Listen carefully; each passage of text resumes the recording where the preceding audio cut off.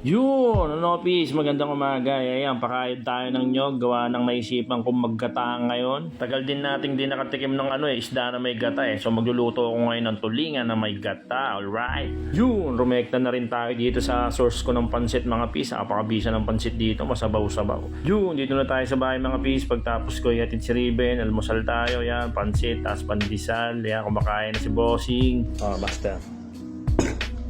Sa atin, hot lemon. Bisa sa immune system yan. Right? Again.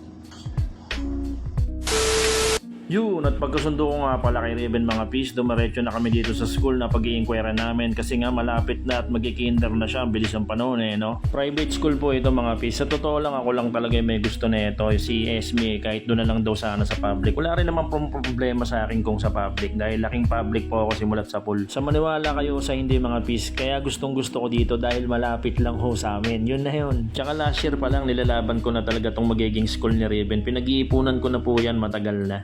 Taon lang talaga na private school tong nagustuhan ko. Malapit Tsaka why not, 'di ba? Pa-experience ko sa anak ko yung mga hindi ko naranasan nung bata ako. Lalo na to ang pagiging private school. Syempre bilang magulang, ibibigay natin yung pinaka-the best para sa mga anak natin, 'di ba? Salamat nga pala kay Ma'am Noemi. Alam niya na binibidyoan ko siya, napaka-motivating. Yun, at teternohan natin ang pritong talong yan. Nilulutuin natin isda mga peace. Shoutout nga pala napakaganda na itong lutuan na binigay mo sa akin. Ingat kayo dyan ni Bayaw. Angas pala ng non-stick gamitin. Pero minamantikahan ko ng konti Lalang trip ko lang. Yan, luto na nga pala itong tulingan na may gata natin. Ay talaga naman, mapapakanin na naman tayo nito. Baka masira na naman ang diet. Yan. Tara peace, kain ho. Pritong longta. Ay, sarap sa toyo na may kalamansingan. Okay na. Yun, walk trip tayo mga peace. Punta tayo sa kanto, mag-aabang ako ng tricycle. Punta tayong Das Pabayan, gawa ng may kikitain tayong importanteng mahalaga. Sabay pa tayo sa tropa, nakalibre pa ng pamatahe. Alright. Boy! Mukhang nagbabuy and sell to. Tingin ko malakas katog ko. Go-buy and sell ka, no? Buy and sell ka, buy and sell. Hindi, okay lang naman. Yun.